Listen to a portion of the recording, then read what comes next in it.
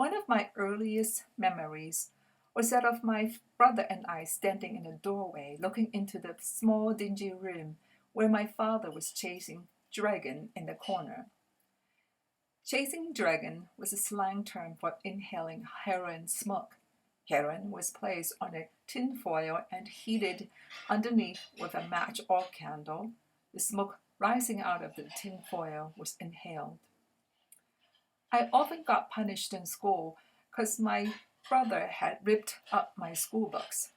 This one time he ripped out a page of my book for a very specific purpose.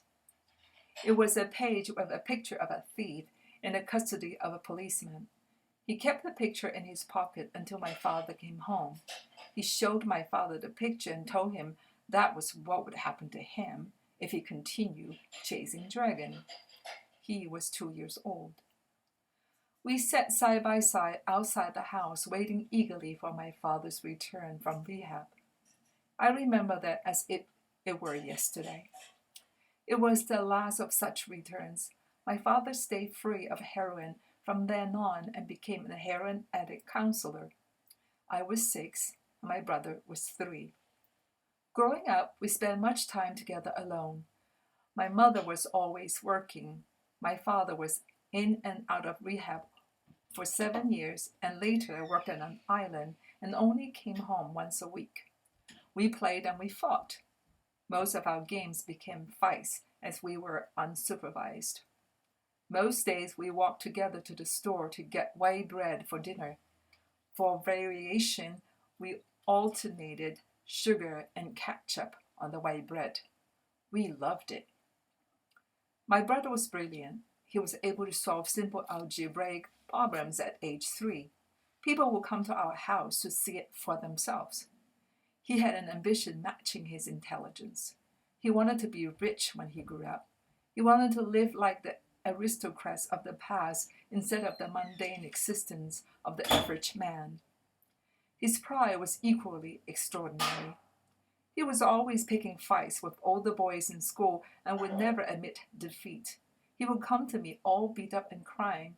The words that came out of his mouth were that he had beaten up those boys already, but he wanted me to come and beat them up some more. Most kids didn't go to college in those days in Hong Kong. My mother, however, placed education above all else. After graduating from college, instead of getting a job, my brother started his business with money borrowed from friends and family. His intelligence was no substitute for experience. His impatience to get rich got him into huge debt. To maintain the family honor, he worked 3 full-time jobs for years to repay friends and family. Unfortunately, that experience did not dampen his ambition one bit. Getting rich quick continued to be the compass for his life. Over time, honor became less of an issue. He was into Ponzi schemes before Ponzi schemes were a thing. His life was a tale of boom and bust.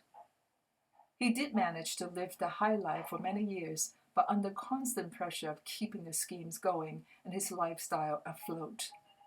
He built no relationships outside of his schemes. The house of cards all came crashing down on him as he was about to turn senior citizen.